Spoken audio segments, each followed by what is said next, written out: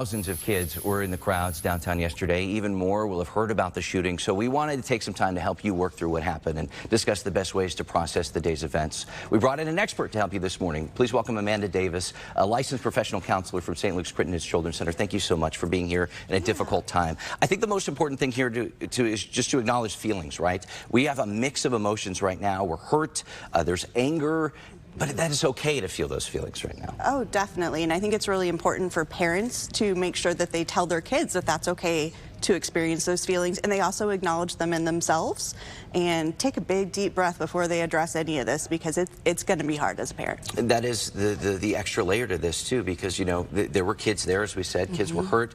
Many kids will likely have friends who were there, or they just watched this on TV. I mean, we had a commercial break and then people are scrambling for cover. How do parents have this conversation with their kids when they themselves are hurting? Yeah, I mean, I think, again, the very first thing you want to do as a parent is you want to take a really deep breath, and you want to make sure that you're in a good place when you start this conversation.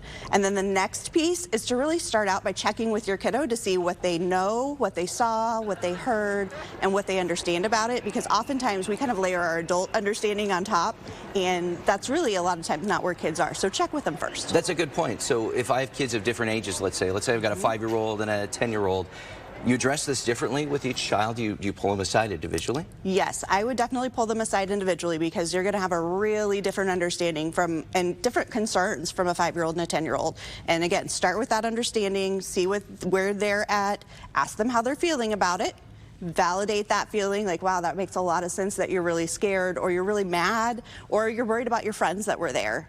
Those are perfect, good steps. And honestly, if that's all you do, you're still in a really good place. Okay. You know, we've seen so many places offering free help, opening their doors, right, for therapy sessions. And that has been encouraging to see.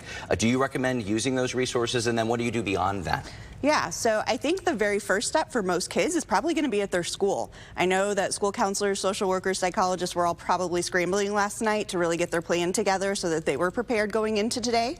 And I think that's probably going to be enough for the majority of kids.